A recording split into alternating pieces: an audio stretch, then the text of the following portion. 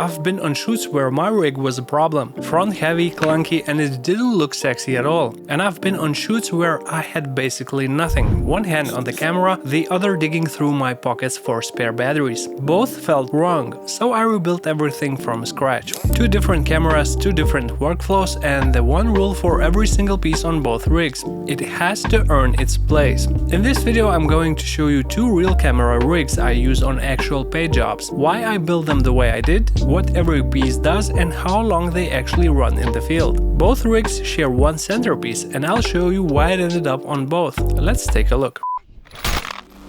If you're new here, I'm Vitas and I've been shooting professionally for the last 6 years. Music videos, concerts, corporate work, you name it. And along the way I've bought plenty of gear that never earned its place. A naked camera is fine for quick run and gun or travel video, but once you lean towards professional work, you need a system. A good rig keeps everything in its place, balances the weight properly, makes shooting more efficient, and as a bonus it tells everyone on set that you know what you're doing. It's not about looking cool, it's about working faster. So, let's start with the first camera rig. This is Blackmagic Pocket Cinema Camera 6K Pro. I bought it way back in 2021 and I'm nowhere close to upgrading. The image is stunning and it still does the job to this day. But my first rig was a bit of a mess. Blackmagic cameras are very power hungry, so I built everything around a huge Anker power bank on this double base plate, which made the whole rig clunky, tall and very front heavy. On top of that came my custom built anamorphic lens, adding even more weight to the front. On longer shoots my back paid for it. The image was beautiful, the rig not so much. After a lot of trial and error and money I probably shouldn't have spent, this is what I landed on. Let's break it down. It all starts with the camera itself, and the first thing it goes into is SmallRig's camera cage, one of the pieces that survived from the old rig. Half of it, to be precise, it splits into 2 parts and I only used the left side. The cage sits on SmallRig's baseplate, the foundation the whole rig is built on. Under the baseplate, a Manfrotto quick release plate, so the entire rig drops onto a tripod in seconds. Into the baseplate go 2 30cm rods, which give me enough space in front and back for accessories. On the left side of the cage, this small rosette adapter. It holds the tilt focus handle, which for me is a no-brainer. I tried those small follow focus systems, but for what I shoot, they're simply inconvenient. In my opinion, it's so much easier to hold the camera steady with both hands and pull focus with just your index finger. And thanks to the rosette mount, I can easily adjust the angle. On the right side, a hand strap from Peak Design. This thing is just unbeatable. Holding the camera feels so easy and secure, and it's been with me for years. I can definitely recommend this one. Before anything goes on top, one more screw locks the cage to the camera body. Then comes the NATO rail, and on it the top handle from Nietzsche. I've tried many of these and this one is my favorite by far. The grip is pleasure to hold and it has plenty of mounting options. Next, the lens. I've just got myself 2 fresh Westped Primes, the original older versions. The image from these is gorgeous and not too digitally sharp, and focusing feels so much smoother compared to my good old Sigma 80-35 photo glass. Up top, SmallRig's monitor mount, which holds a 7-inch monitor from Portkeys. The screen is big, I can control the camera straight from it, and it has a bunch of built-in features like waveform, LUTs, false color and so on. The only downside, it takes ages to boot up and connect to the camera, so I find it easier to connect it once and keep it powered through the whole shoot. Down on the rods, the focus motor. It's the old model from Tilta, but for me it works just fine. The only downside is that it still has the old micro USB port instead of USB-C. In front of the lens, this little mini matte box from Tilta to make the whole thing look even sexier. I know most of you put these on to look more professional, but this one actually saved my lens once. This fall in the intro bump you see at the start of every one of my videos. And under the lens, an optional lens support. I added it because the focus motor grips the lens gears noticeably better when the lens isn't flexing. Next up, the Neewer V-mount battery plate, which I got myself from Amazon. Very simple, very solid, and the quick release button means swapping a battery takes seconds. And onto it clicks the centerpiece, the part that anchors both of my rigs, a V-mount battery. Yes, this was my biggest step up after years of power banks and pocket of full camera batteries. V-mount batteries these days are so much lighter and easier to use that I had no choice but to move on. I got mine from Neewer. Just a quick disclaimer, they did send me these batteries, but they are not sponsoring this video, and they don't get to see it before it's published. So this is my true, unfiltered impression. First of all, the build quality is pretty solid. Even though the outside is built mostly of plastic and some metal parts, it feels premium in the hand. It weighs 600 grams and it has a small screen that shows the voltage distribution and the battery percentage, which is nice to have. The front plastic though is a real fingerprint magnet. I had to wipe it down multiple times just to shoot this B-roll. Not a big deal for me. The ports are covered with these rubber caps that are easy to open, and there are plenty of powering options here. Two DC outputs, 12V and 8V, then you have both USB-A and USB-C, and on the other side there's a D-tap connection as well. Enough to power anything you'd realistically put on a rig. The battery itself is rated at 99 watt-hours. That number tells you exactly two things. You can bring it on a plane and honestly not much else. I need real numbers on a shoot, so I ran quite a few runtime tests on both of my rigs to see what these batteries actually do in the real world. The results kinda surprised me. I'll show you the exact numbers after we go through the second rig. Just stay tuned.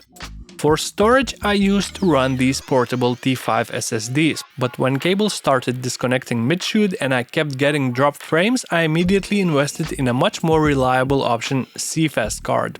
Mine is 1TB option from Angelbird, and it hasn't disappointed me once. And finally, the cables tie the whole rig together. A 2-pin 12V cable powers the camera, the 8V output feeds the monitor, and dummy battery runs the focus handle. For cable management, no fancy clips or ties, I simply bought short cables and tucked them behind the screen. Now the second rig. This one is much simpler and designed for a completely different workflow. I use it for run and gun work, concerts, sport events, or simply when I need to move faster. I've been a Fuji shooter from the start of my career. 3 years ago I went from my beloved X-T3 to the bigger and faster X-H2S, and it still holds up to this day. Yes, I get it, the autofocus is not the best in town, but that was never the issue for me, and the image that comes out of this camera makes up for it.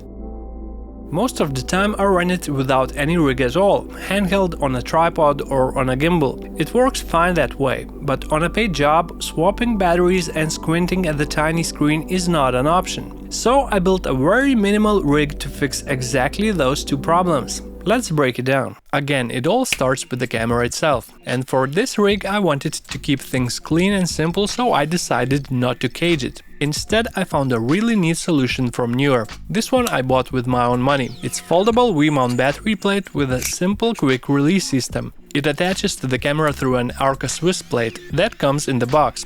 The battery swivels out of the way so you can flip out the camera's screen, folds against the side and adjusts easily when you need more space. The only downside, it hangs on a single screw, and I need to retighten it quite often. The fix would be simple, cage the camera, but then I'd be building the big rig all over again. On top I went with a simple and lightweight Nitsa handle, which mounts straight onto the camera's cold shoe. On this handle, small rig's monitor mount, holding the good old Ninja V. Technically it's a recorder, but I don't need external recording these days. It was already laying around, so it earned its place the cheapest way possible. For the lens I used the original older version of the Fuji 16-55. It pays the bills and delivers a great image. And in front of it, a wearable ND from Haida with a built-in polarizer. On run and gun shoots there's no time to swap filters, so a twist of the ring is all the exposure control I get and honestly all I need. Then the same centerpiece as before, the Neewer V-mount battery clicks onto the plate.